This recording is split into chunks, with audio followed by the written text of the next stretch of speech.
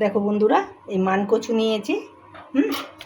এই মানকচু নিয়েছি আর এই পার্শে মাছ নিয়েছি। মানকচু আর পার্শে মাছের ঝোল করব, দেখতে থাকো। এই পার্শে মাছগুলো একটু লবণ দিলাম আর একটু হলুদ দিলাম, দিয়ে এই ভালো করে আমি মেখে নিলাম।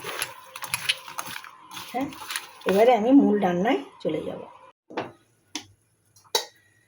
তেল গরম হয়ে গেছে, এবারে মাছগুলো ভেজে নেব।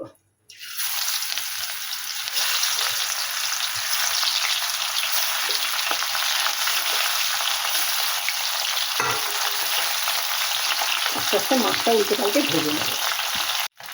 দেখুন, এই পার্শে মাছ ভাজা হয়ে গেছে, এবার ভেজে নিয়ে এবার তুলে নিলাম।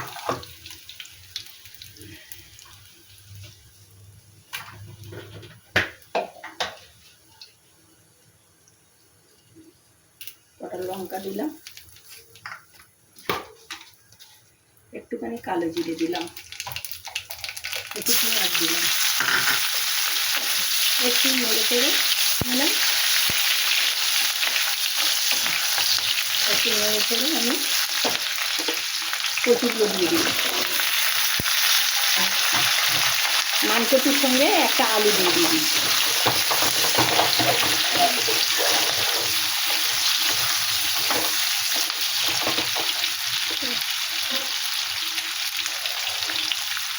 লবণ দিলাম, এই হলুদ দিলাম।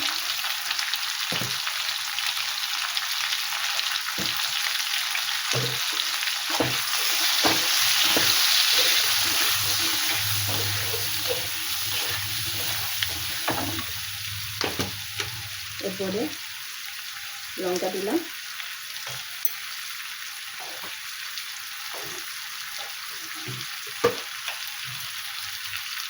একটু জিরে দিলাম,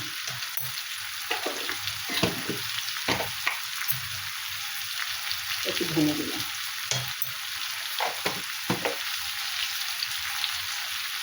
এভাবে এটা কষে নেব। আদাটা দিতে ভুলে গিয়েছিলাম, এই আদাটা দিলাম।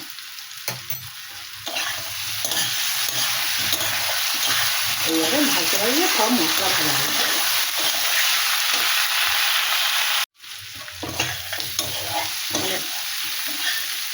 কচু আলু মশলার সঙ্গে ভালো করে ভেজে নিয়েছি।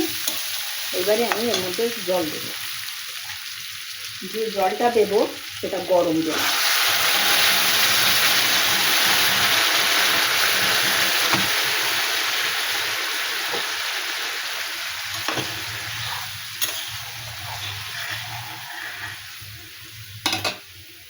চারটে কাঁচা লঙ্কা দিয়ে ঢেকে দিলাম।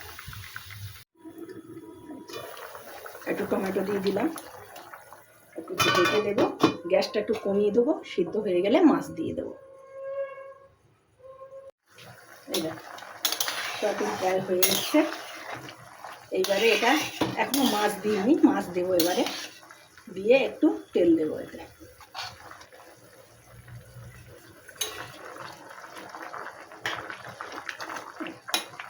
মাছ দিয়ে দিয়েছি, আস্তে আস্তে হয়ে যাক, তারপর নামিয়ে নেব।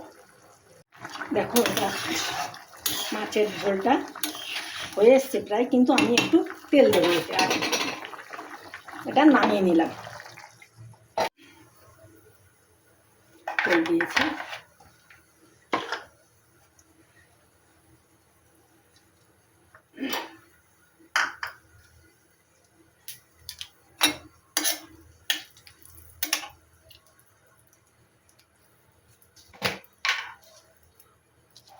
একটু পাঁচ ফোড়ন দিলাম।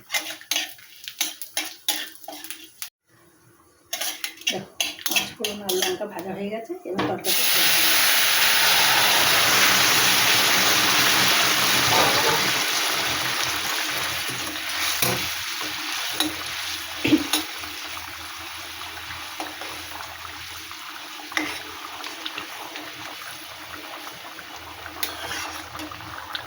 দেখো,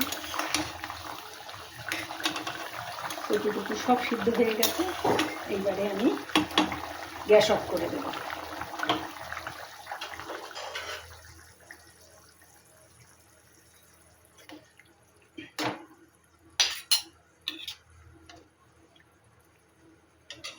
দেখো বন্ধুরা, মানকচু আলু দিয়ে পার্শে মাছের ঝোল পরিবেশনের জন্য রেডি হয়ে গেছে। তোমাদের যদি পছন্দ হয় তাহলে একবার লাইক কমেন্ট শেয়ার করে দিও। পুরো ভিডিওটা দেখার জন্য বন্ধুদের ধন্যবাদ। টাটা।